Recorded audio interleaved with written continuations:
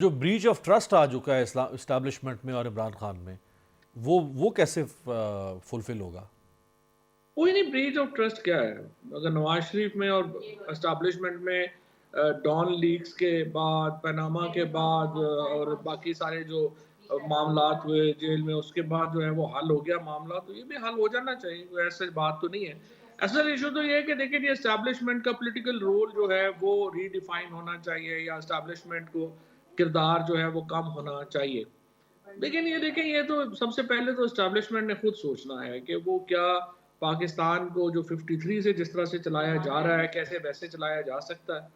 मेरे ख़्याल में तो वही नहीं चलाया जा सकता, क्योंकि देखिए ना, 53 ऑनवर्ड पाकिस्तान तो वेस्टर्न ब्लॉक की जंगें लड़ रहा था, हमें पैसे मिल रहे थे, हमारी ज़िंदगी हँसी-खुशी गुज़र रही थी।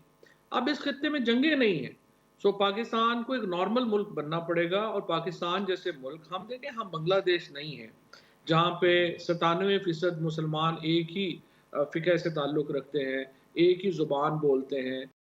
ना ही हम चाइना हैं, ना ही हम नॉर्थ कोरिया हैं, क्योंकि ये सारे उस तरह से मल्टी एथनिक और प्रोविंशियल इस तरह से वहाँ पे इश्यूज़ नहीं हैं। हम तो बड़ी मल्टी एथनिक, मल्टी लिंगुअल और बहुत ज़्यादा एक डाइवर्स किस्म की सोसाइटी है, और जब तक ये पाकिस्तान जैसे मुल्क जो हैं, वो सिर्फ़ डेमोक्रेसी ही उनको इकट्ठा रखती है। जैसे इंडिया है, उसको उसको डेमोक्रेसी ने इकट्ठा रखा हुआ है। तो हम्म। पाकिस्तान जैसे मुल्कों में एस्टैब्लिशमेंट ने 70 साल इसलिए यहाँ पे रोल रखा है कि वेस्टर्न ब्लॉक और अरब ब्लॉक की ये डिमांड थी, या इंटरनेशनल पॉलिटिक्स की ये डिमांड थी। अब उसकी गैर मौजूदगी में पाकिस्तान को सिर्फ जमहूरियत ही बचा सकती है और इकट्ठा रख सकती है। चौधरी अगर साहब, हमने ऐसे इतनी विजडम वाली बातें समझ में आ जाएगी? देखिए, बात ये है कि ये समझ में नहीं आएँगी तो प्राइस होगी ना फिर, हकीकतें तो नहीं बदल जाती। हाँ, अगर आप शीशा ना देखें तो आपकी ये तो नहीं कि वो हकीकत बदल जानी है। सही बात है। अच्छा, ये फरमाएं कि जो जुडिशल कमीशन के बारे में कहा गया कि या तो चीफ जस्टिस उसको हेड करें या अफरीदी साहब, या फिर 3 जज होंगे सुप्रीम कोर्ट के जो दोनों तरफ से यानी हुकूमत और अपोजिशन मिल के तय करेंगे। अब हुकूमत को मंसूर अली शाह, मुनीब अख्तर, अकील अब्बासी, इन जजेस पर एतमाद नहीं होगा, या कुछ और, आयशा मालिक, चलें मैं मजीद नाम ना भी लूँ, और अपोजिशन को जो आइनी बेंच है उन जजेस पर एतमाद नहीं होगा, तो ये फिर जज कहाँ से अब आएंगे 3? देखिए, मेरा ख्याल तो सिंपल है कि या तो 3 सीनियर मोस्ट जजेस जो हैं वो सुप्रीम कोर्ट के आ जाएँ, या 3 सीनियर मोस्ट जजेस जो हैं वो इस्लामाबाद हाई कोर्ट के आ जाएँ, और वो ये इन्वेस्टिगेशन जो है वो कर लें। बट फ्रैंकली को मुझे इतनी उम्मीद नहीं है कि ये जुडिशियल कमीशन जितना लंबा चलेगा, करेगा।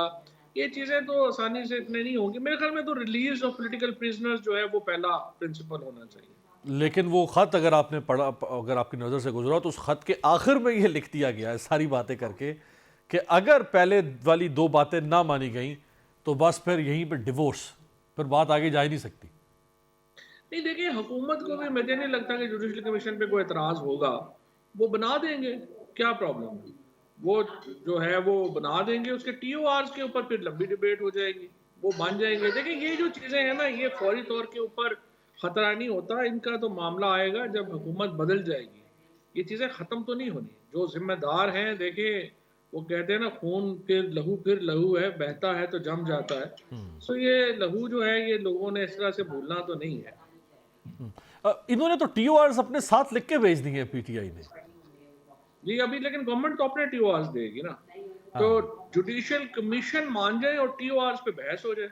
ये भी तो एक है ना। तो इसका मतलब है ये जो कहा जा रहा था कि शायद ये 3-4 सेशंस में बात निमट जाए, अभी 28 जनवरी अगला चौथा राउंड हो सकता है एक्सपेक्टेडली, तो अभी जब टीओआर से बात छिड़ेगी तो फिर तो ये 4-5-6 सेशंस और लगेंगे।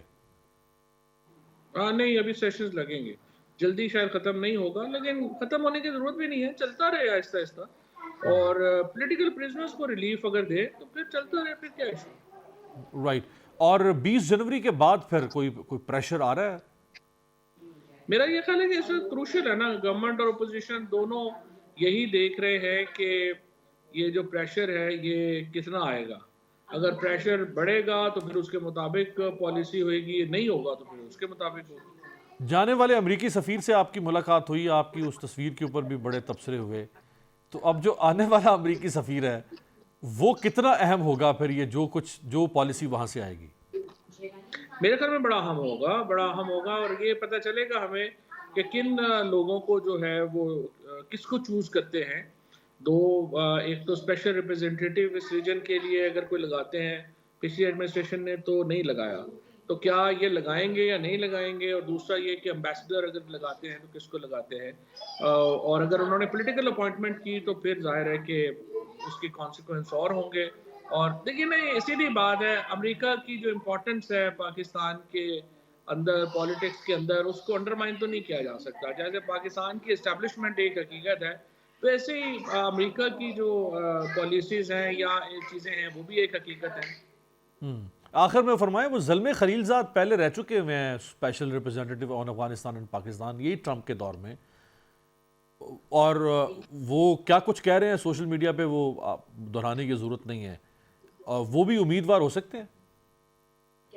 लेकिन अभी ये जो लोग रिपब्लिकन्स के, वो लोग जो इस रीजन के ऊपर जो एक्सपर्ट्स समझे जाते हैं या जिनकी एक समझिए कि आवाज़ है, उनमें जो 2-3 लोग हैं, जैसे रिचर्ड ग्रैनल हैं, जैसे जो अभी उन्होंने रिप्रेजेंटेटिव मुकर्रर की हैं अपनी मिडल ईस्ट के लिए, डैमी वो हैं और ज़ल्मे खलीलज़ाद हैं। इन तीनों के ही व्यूज़ जो हैं वो कोई बहुत मुख्तलिफ नहीं है पाकिस्तान को लेके। तो आप देखते हैं ये है कि ये क्या ब्यूरोक्रेसी में से बंदा आता है या पॉलिटिकल टीम में से बंदा आता है, और उस पे ज़ाहिर है काफ़ी इम्पोर्टेंट होगा कि कैसे आगे जाता है।